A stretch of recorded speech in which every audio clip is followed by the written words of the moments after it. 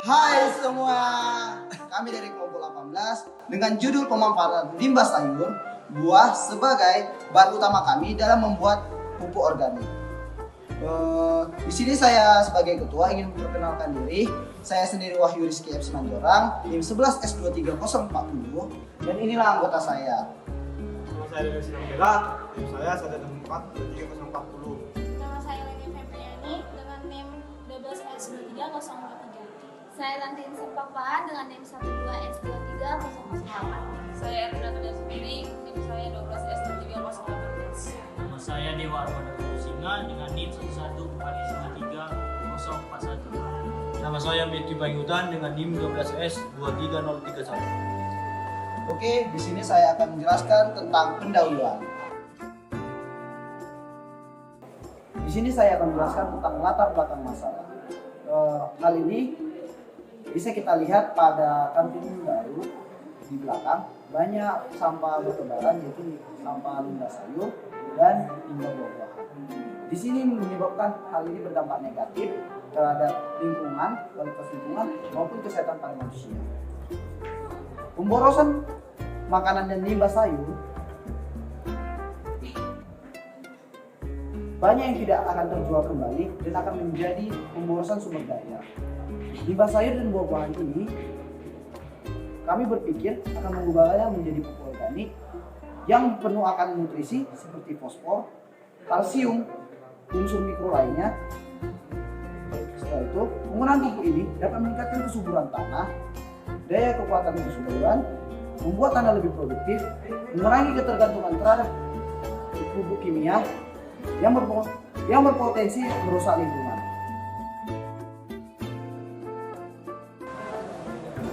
Perumusan masalah, proses mengubah limbah sayur dan buah menjadi pupuk. Kemudian, tata cara penggunaan pupuk limbah sayur dan buah. Kemudian batasan masalah. Yang pertama, pengolahan hanya pada limbah sayur dan buah. Yang kedua, produksi tergantung pada limbah yang tersedia. Kemudian, tujuan kegiatan. Agar kami dapat mengetahui dan memproses limbah sayur dan buah agar menjadi pupuk yang dapat digunakan petani lokal. Dan yang kedua, agar kami dapat mengetahui tata cara penggunaan limbah sayur dan buah setelah diolah. Keluaran yang kami harapkan untuk judul yang kami angkat ini yaitu penggunaan limbah sayur dan buah sebagai bahan utama pembuatan pupuk organik inovatif ini dapat meningkatkan kesuburan tanah secara berkelanjutan dan dapat memberikan manfaat bagi masyarakat sekitar, khususnya di bidang pertanian. Manfaat dari kegiatan kami yaitu membuat suatu pupuk organik agar dapat mengurangi limbah sayur dan buah sehingga dapat meningkatkan produksi tanaman, dan jika masyarakat dapat mengelola pupuk organik tersebut dengan baik juga dapat menghasilkan lapangan pekerjaan dan juga dapat mengurangi jumlahnya pengangguran.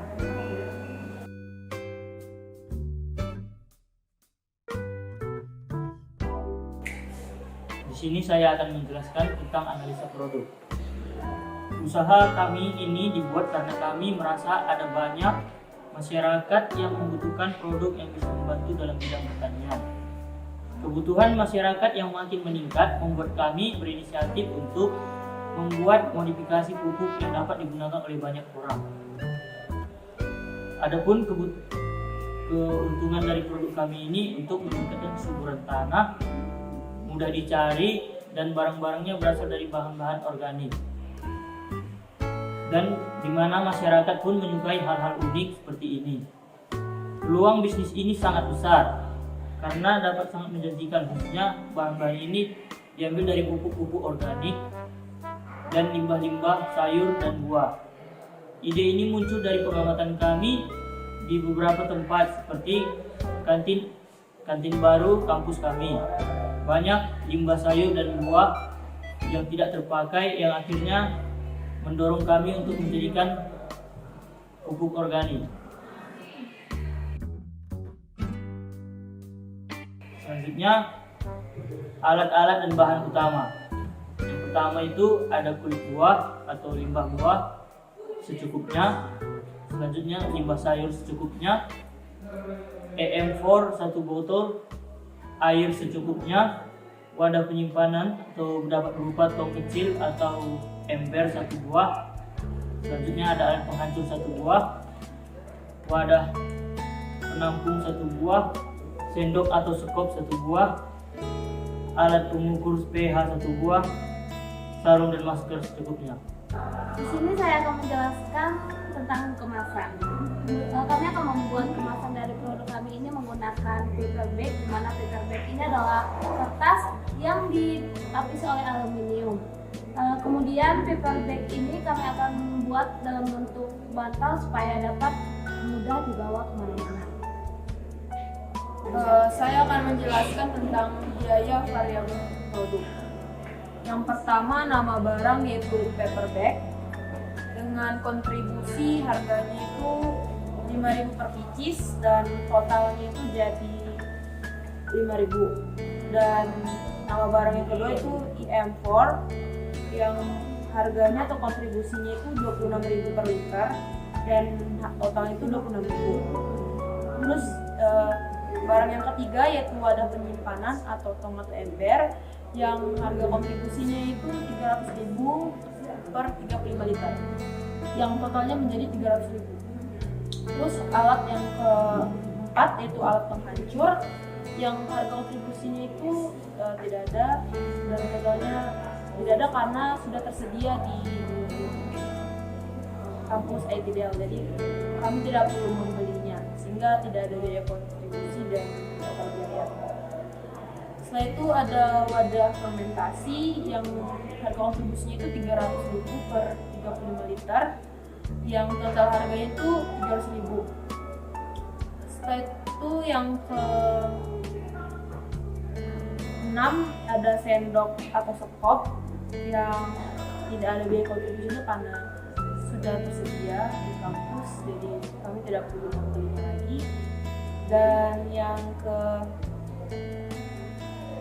8 ada alat pengukur pH yaitu harga kontribusinya itu 100.000 dan totalnya menjadi 100.000.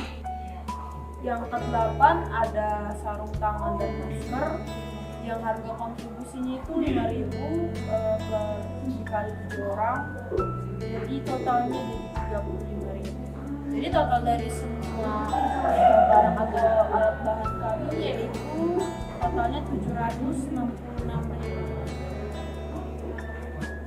Saya akan menjelaskan gambaran strategi pemasaran. Kami akan mempromosikan atau mengenalkan produk kami ini kepada pelanggan atau kepada petani dengan cara menggunakan toko online, situs web, dan mungkin kami akan langsung mengenalkannya kepada pelanggan dan juga kami akan membuka toko online di Instagram.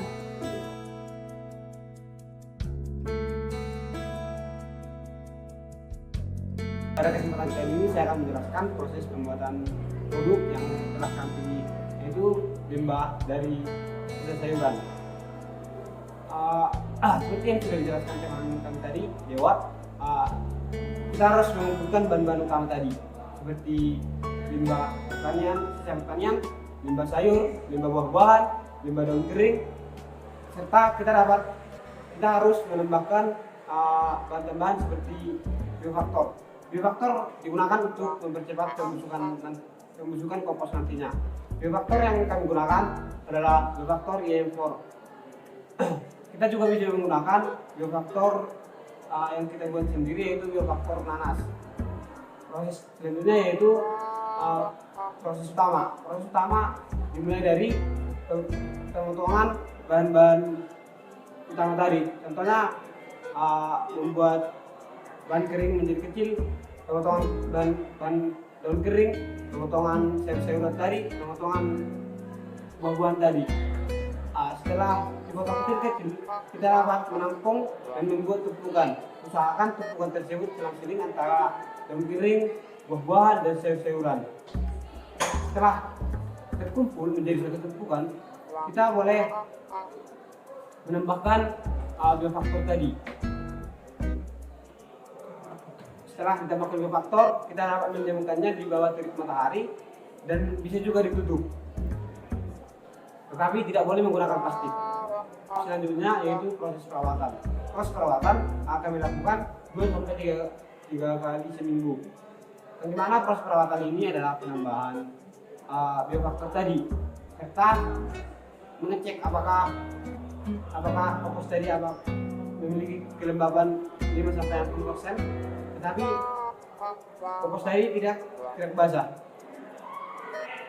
Jika kompos tadi kering, maka kompos tersebut kemungkinan besar akan gagal. Proses ini akan diulang-ulang kurang lebih 2-3 bulan. Setelah 2-3 bulan, kompos ini akan matang. Dan tandanya kompos ini matang yaitu beraroma bumi. Setelah matang, kompos ini dapat digunakan. Selanjutnya proses pemasaran. Proses pemasaran yang kami lakukan yaitu yang pertama kemasan yang menggoda. Kami akan membuat kemasan yang memiliki nilai daya tarik yang tinggi sehingga para pelanggan atau para petani memiliki keinginan untuk membeli produk kami dikarenakan kemasan kami yang sangat unik. Dan yang kemudian kami akan melakukan promosi online yang menarik. Kami akan aktif dalam berbagai situs web, dalam berbagai toko online untuk mengenalkan produk kami ini. Kemudian kami akan berbagi testimoni dari pelanggan yang sudah membelinya. Kemudian kerjasama dengan toko pertanian, kami akan mengunjungi berbagai toko-toko lokal pertanian supaya produk kami ini dapat terjual dalam wilayah yang luas dan juga para petani dapat membelinya dengan mudah. Selanjutnya edukasi pelanggan. Kami akan membuat sosialisasi di berbagai tempat, di berbagai titik kumpul, di mana sosialisasi kami ini bermakna kami menjelaskan apa aja manfaat dari produk kami sehingga para petani atau pelanggan mengenal produk kami dan mengetahui manfaat produk kami. Program diskon atau promosi, kami akan memberikan aspirasi kepada pelanggan setia kami dengan memberikan diskon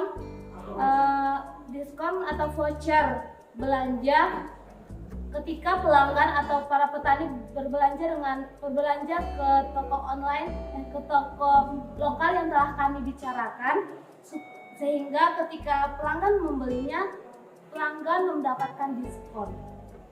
Sehingga ketika pelanggan sudah mendapatkan diskon, maka pelanggan akan berkeinginan untuk terus-menerus menjadi pelanggan setia.